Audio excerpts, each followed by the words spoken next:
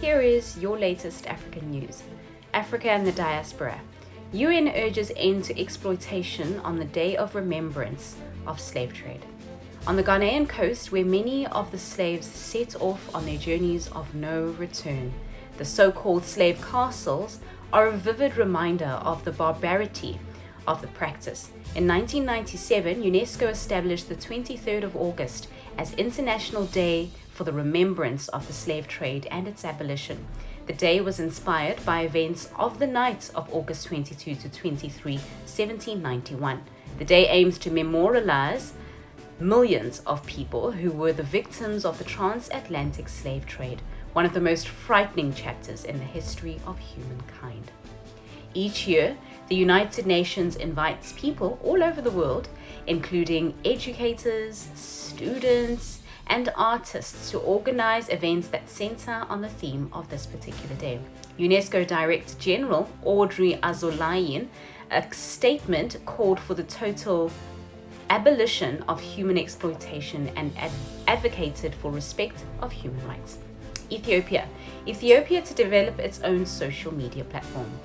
The Ethiopian National Communications Security Agency said on Monday that Ethiopia has begun to develop its own social media platform to compete with Facebook, Twitter, and WhatsApp, but it does not intend to block global services. Security agency INSA Director General Shumete Gizo stated that the government wants its local platform to replace Facebook, Twitter, WhatsApp, and Zoom. Shumete accused Facebook of deleting posts and user accounts. He said these posts and user accounts spread the real situation about Ethiopia. Uganda suspends operations of 54 NGOs.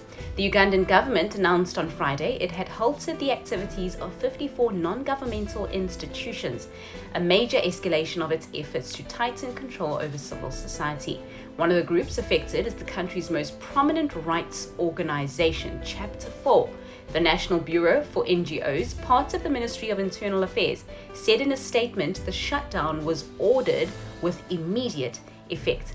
It said the decision was made because of the groups having failed to comply with legislation covering their activities, including but not limited to operating with expired permits, failing to file accounts, or failing to register with the authorities.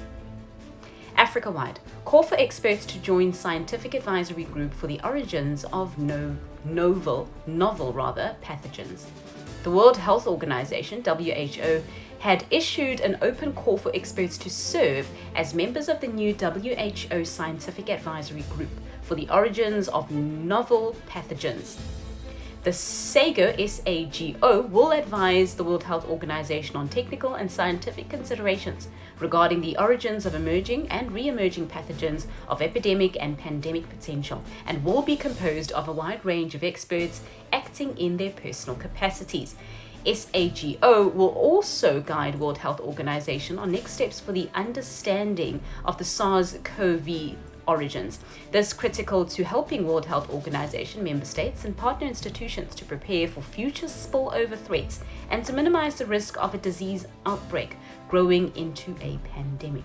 The SAGO will be multidisciplinary, with members who have a range of technical knowledge, field experience, skills, and experience relevant to emerging and re-emerging pathogens. Up to 25 experts may be selected. Africawide, fast fashion in Western world is driving pollution in Africa's rivers. In a new report on global inequality in water pollution, fast fashion brands in Europe, the United States, and the United Kingdom were highlighted as major drivers of water pollution across Africa's rivers.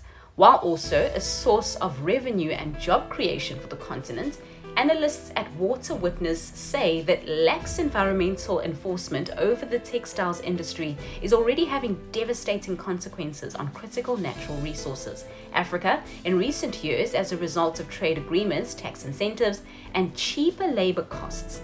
In Lesotho, researchers documented a river that had turned visibly blue due to the wastewater from dyeing denim jeans. In Tanzania's Msimbazi River, where a textiles factory is situated nearby, samples of the water were highly alkaline with pH levels at 12, equivalent to bleach. Aside from causing environmental devastation, the report highlights the failure of the industry to ensure safe working conditions and access to clean water for their workers. West Africa. ECOWAS demands reasons for the arrest of former Mali leaders. The Economic Community of West African States, ECOWAS, has demanded that Mali justify the alleged detention of ex-leaders Mokhtar Oyoane and Bandao, who were deposed in a coup d'etat in May 2021. As leaders of a post-coup transitional government, they were tasked with steering the troubled Sahel state back to civilian rule by February 2020. But in May 2021, Assimi Goïta deposed Oyoane and Dao after a government reshuffle following a second coup. Goïta was later declared interim president himself. The current whereabouts of Oyoane and Dao are currently unknown, but they are believed to be under house arrest in Mali. Mamadou Ismaili Konate, a lawyer representing the former leaders, shared on social media a court order demanding that the Mali government explain the violations of the rights and freedoms of Oyoane and Dao by August the 28th of 2021. East Africa. UNHCR celebrates trailblazing team of refuge para-athletes at Tokyo 2020 Paralympic Games. UNHCR, the UN Refugee Agency, has sent its best wishes to the Refugee Paralympic team ahead of the opening ceremony of the Paralympic Games in Tokyo today.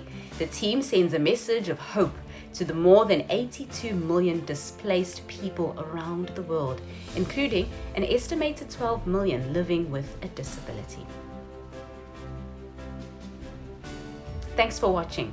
Visit our YouTube channel Tuna Cheki to watch our daily news reports and our website at tunacheki.tv for all the latest news updates.